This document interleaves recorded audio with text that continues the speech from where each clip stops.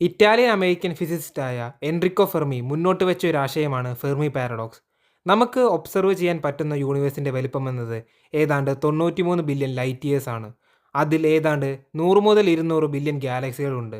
ഓരോ ഗാലക്സിയിലും 100 മുതൽ 1000 ബില്യൺ നക്ഷത്രങ്ങളുമുണ്ട്. അതിൽ 1/5 നക്ഷത്രങ്ങളിലും ഭൂമിയെപ്പോലത്തെ ഹാബിറ്റബിൾ സോണിൽ നിൽക്കുന്ന ഗ്രഹങ്ങളുണ്ട്.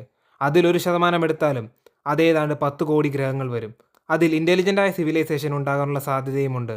എന്നാൽ പിന്നെ എന്തുകൊണ്ടായിരിക്കും നമുക്ക് അവരെ കണ്ടുപിടിക്കാൻ സാധിക്കാത്തത്? ഇതിനെക്കുറിച്ച് എക്സ്പ്ലനേഷൻ ശാസ്ത്രജ്ഞർ പറയുന്നുണ്ട്. അതിലൊന്നാണ് റെയർ എർത്ത് ഹൈപ്പോത്തിസിസ്. ഇതിൽ പറയുന്നത് ഇൻ്റലിജൻ്റ് ലൈഫ് ഇവോൾവ് ചെയ്യാനുള്ള കണ്ടീഷൻസ് ഈ പ്രപഞ്ചത്തിൽ വളരെ റെയർ ആണെന്നാണ്.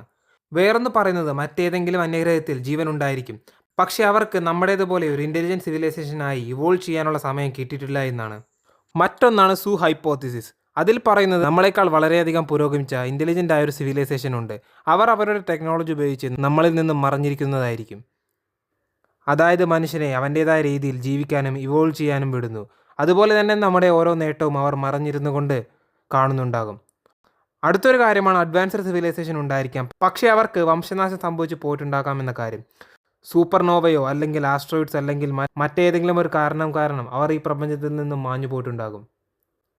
മറ്റൊരു കോൺസെപ്റ്റാണ് ഏലിയൻസ് ഓൾറെഡി നമ്മുടെ ഭൂമിയിൽ വന്നു കഴിഞ്ഞു. നമുക്കറിയാവുന്നതുപോലെ മനുഷ്യൻ എന്ന ജീവിവർഗം ഉണ്ടാകുന്നതിന് മുമ്പ് ഭൂമിയിൽ മറ്റ് ജീവജാലങ്ങളുണ്ടായിരുന്നു. ആ സമയത്ത് ഏലിയൻസ് ഭൂമിയിൽ വന്നിട്ടുണ്ടാകും. അതുപോലെ അതിനുള്ള തെളിവ് നമുക്ക് കണ്ടുപിടിക്കാൻ സാധിക്കാത്തതോ അല്ലെങ്കിൽ നഷ്ടപ്പെട്ടു പോയതുമായിരിക്കും. ഇതെല്ലാമാണ് ഫെർമി പാരഡോക്സിനെ ഒരു ഉത്തരം അല്ലെങ്കിൽ ഒരു മറുപടി എന്ന രീതിയിൽ പറയുന്നത്.